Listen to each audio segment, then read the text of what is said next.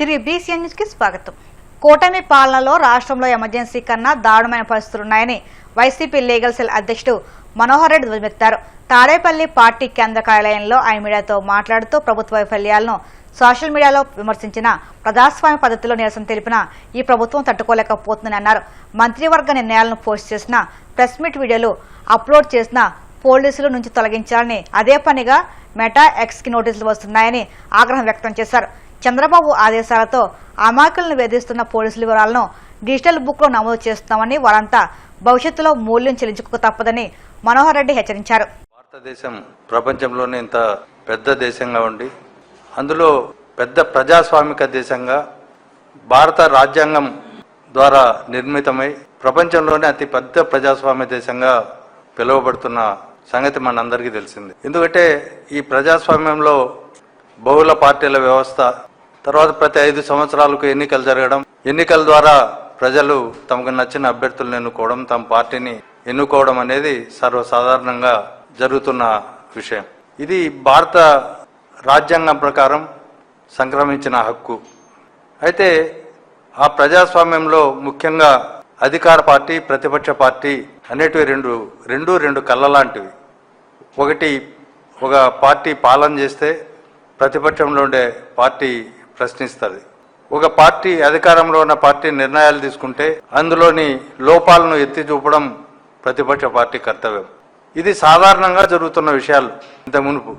అయితే ఆంధ్రప్రదేశ్లో దానికి విరుద్ధమైనటువంటి ఈ ప్రజాస్వామ్య సంస్కృతికి భిన్నమైన పద్ధతులను 2014 నుంచి ఇప్పటి వరకు అవలంబిస్తుండడం మనం చూస్తా ఉన్నాం.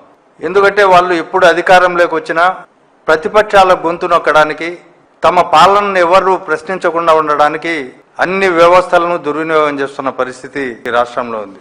ఈ మధ్య కాలంలో పోలీస్ వ్యవస్థ ద్వారా ప్రజాస్వామిక హక్కులను కాలరాస్తుండడం మనం చూస్తా ఉన్నాం. వాక్ స్వాతంత్రం అనేదే లేకుండా చేస్తున్న పరిస్థితులు. ఎందుకంటే ఏ పార్టీకైనా, పొలిటికల్ పార్టీలకు, రాజకీయ పార్టీలకు రాజ్యాంగం ఆర్టికల్ 19 ప్రకారం భావ ప్రకటన స్వేచ్ఛ, కొన్ని నిర్దిష్ట పరిమితులకు లోబడి భావ ప్రకటన స్వేచ్ఛను ఇచ్చింది. ఆ భావ ప్రకటన స్వేచ్ఛను కూడా హరించే విధంగా ఇవాళ తెలుగుదేశం ప్రభుత్వం తయారైంది. రాజకీయ నాయకులు మాట్లాడే మాటలనే, అంటే ప్రతిపక్ష నేతలు ఏం మాట్లాడినా వాటిపైన కేసులు పెట్టడం. తర్వాత ప్రతిపక్షాలకు ఇప్పుడు మారుతున్న యుగంలో social media, Facebook, Insta, Twitter ఇవన్నీ కూడా ప్రధానమైన ఆయుధాలుగా ఉన్నాయి. ప్రభుత్వం చేసే లోపాలని, ప్రభుత్వం చేసే పొరపాట్లని ప్రజాస్వామ్యయుతంగానే ప్రశ్నిస్తున్న పరిస్థితులు, లేకపోతే తమ నిరసనల ద్వారా, వివిధ ఆందోళనల ద్వారా ప్రభుత్వ దృష్టికి తేవడానికి ప్రయత్నం చేయడం అనేది సర్వసాధారణం. It is the beauty of democracy. అయితే ఈ రాష్ట్రంలో దానికి విరుద్ధంగా ఈ ప్రభుత్వం పరిపాలన కొనసాగిస్తూ ఉంది. ఈ రాష్ట్రంలో ముఖ్యంగా ఇప్పుడు హత్యలైనా, అత్యాచారాలైనా, లేకపోతే మానభంగాలైనా, లేకపోతే దొంగతనాలైనా, ఎలాంటి నేరాలైనా వాటికంటే కూడా అతి పెద్ద నేరం ఏంటంటే పౌరులు స్వేచ్ఛగా, స్వతంత్రంగా తమ అభిప్రాయాలను తెలియజెప్పడాన్ని అతి పెద్ద నేరంగా చూస్తాను. మొత్తం పోలీసు వ్యవస్థనంతా ప్రతిపక్ష పార్టీల, తర్వాత ప్రతిపక్ష పార్టీల యొక్క సోషల్ మీడియా వేదికల్ని, వీటన్నిటిపైన కేసులు పెట్టడానికి ఈ పోలీసు వ్యవస్థను ఉపయోగించుకుంటాను.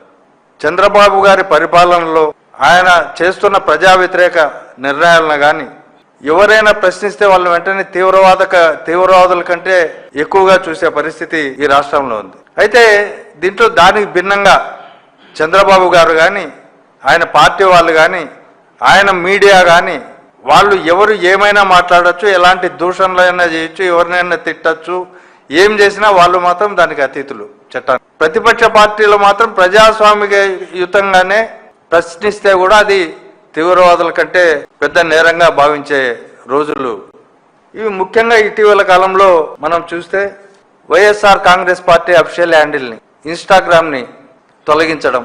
అది ఎట్లా తొలగించారు? పోలీసు వ్యవస్థ ద్వారా రిపోర్ట్లు పంపించి దాన్ని తొలగించారు. విశాఖకు ప్రకటించిన దక్షిణ కోస్తా రైల్వే జోన్ను సంపూర్ణంగా అమలు చేయాలని, ముఖ్యంగా కేకే లైన్ను విశాఖ జోన్లో కలపాలని డిమాండ్ చేస్తూ ఎంపీ భరత్ కార్యాలయంలో వినతిపత్రం అందజేయనున్నట్లు ప్రజా సంఘాల జేఏసీ అధ్యక్షులు రామారావు తెలిపారు. విశాఖలో ఆయన మాట్లాడుతూ దశల వారీగా ఉద్యమాన్ని ముందుకు తీసుకువెళ్తున్నామని, త్వరలోనే పాదయాత్రలు, సభలు, సమావేశాలు, ర్యాలీలు, సంతకాల సేకరణ, చలో ఢిల్లీ వంటి కార్యక్రమాలు చేపడతామని తెలియజేశారు. విశాఖ రైల్వే జోన్ పేరుతో కేంద్ర ప్రభుత్వం ప్రజలను మోసం చేస్తుందని విమర్శించారు.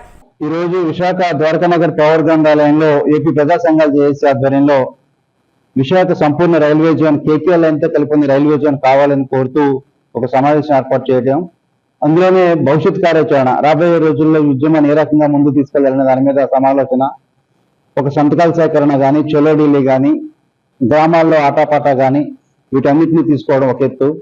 రాబోయే రోజుల్లో ప్రతిపక్ష నేత జగన్మోహన్ రెడ్డిని కూడా కలుస్తాము.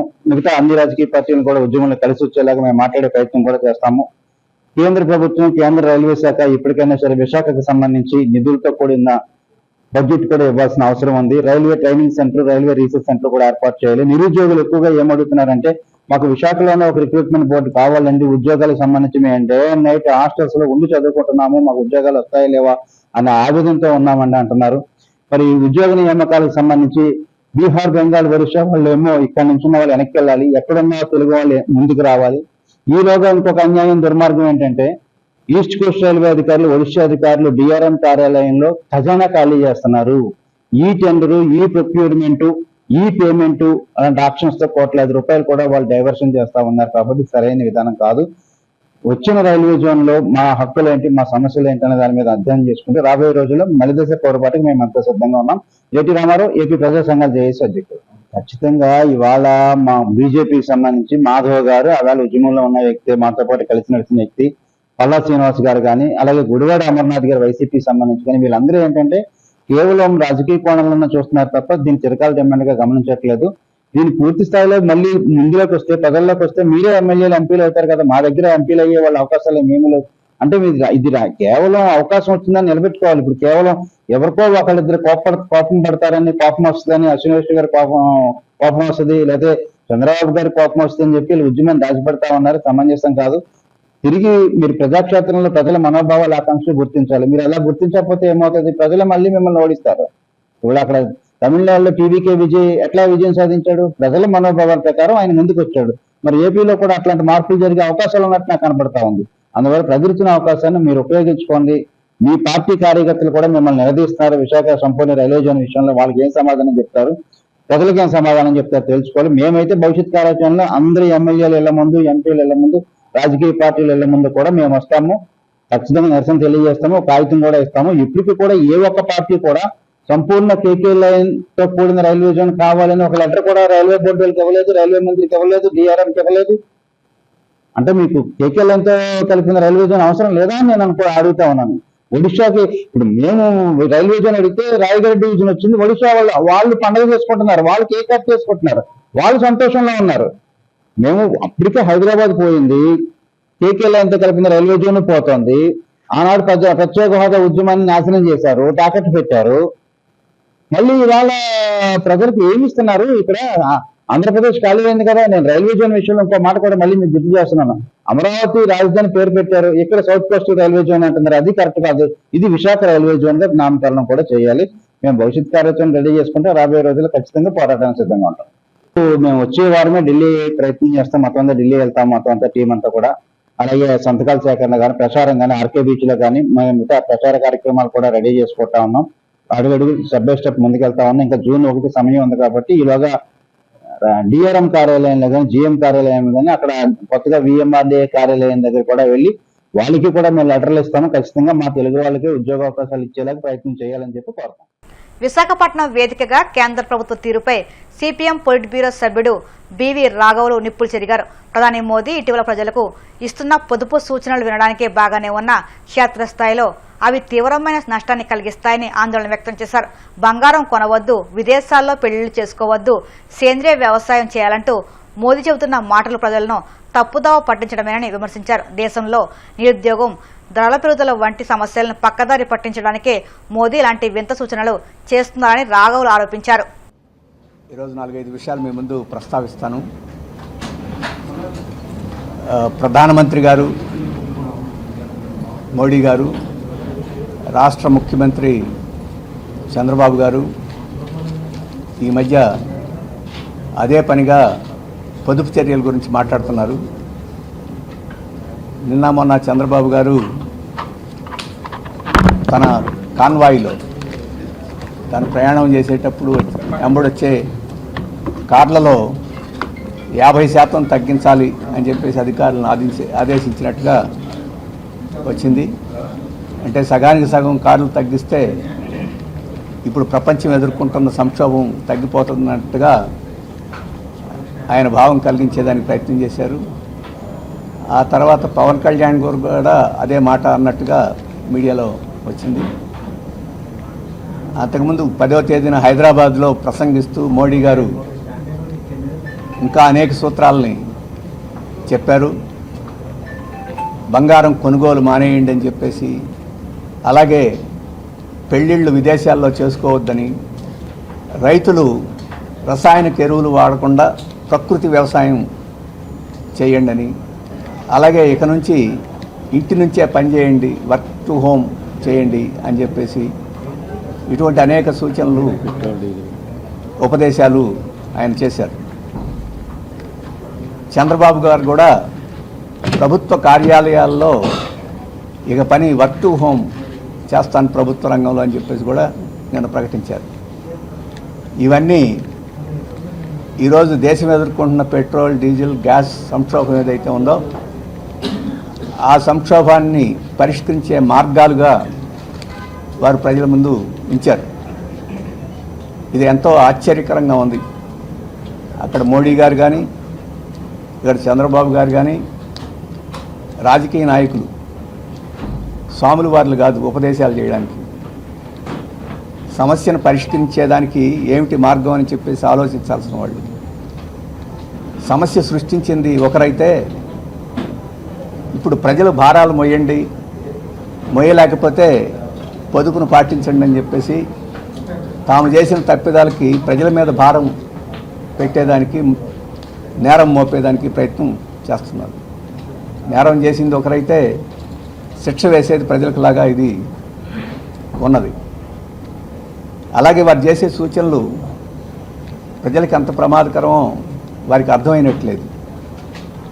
బంగారం కొనుగోలు చేయొద్దు అని చెప్పేసి ఉపదేశం చేశారు ప్రధానమంత్రి గారు. డబ్బులు లేని మాలాంటి వాడు బంగారం కొనేదేమీ లేదు. పెద్ద పెద్ద వాళ్ళు, డబ్బులు ఉన్నవాళ్ళు, ఇనప కడ్డీలు కొనుక్కునేవాళ్ళు ఈ ధరలేమీ చేయవు. సామాన్య ప్రజలు ఉంగరాల్లో, పుడకలో, తాళిబొట్లో కొనుక్కుంటారు. అంతకన్నా పెద్ద కొనుక్కునే పరిస్థితి లేదు. కానీ ఈ బంగారపు పని మీద ఆధారపడే లక్షల మంది కార్మికులు ఉన్నారు, చిన్న వ్యాపారస్తులు ఉన్నారు.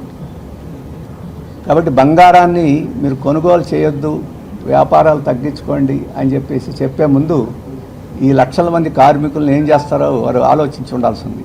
కానీ ఆ సోయేమీ ప్రధానమంత్రి గారికి లేదు. వార్తలు ముగించే ముందు ముఖ్యాంశాలు మరొక్కసారి. పుట్టపర్తిలో భారీ డిఫెన్స్ డ్రోన్ ప్రాజెక్టులకు శంకుస్థాపన. కేంద్ర మంత్రి రాజ్నాథ్ సింగ్ తో కలిసి పాల్గొన్న చంద్రబాబు రాయలసీమను రత్నాలసీమగా మారుస్తానని సీఎం హామీ. పుట్టపర్తిలో ఏఎంసీఏ స్టెల్త్ పైలట్ జెట్ ప్రాజెక్టుకు భూమి పూజ. ఈ ప్రాజెక్టుతో ఉమ్మడి అనంతపురం జిల్లా చరిత్ర మారబోతుందన్న మంత్రి నారా లోకేష్.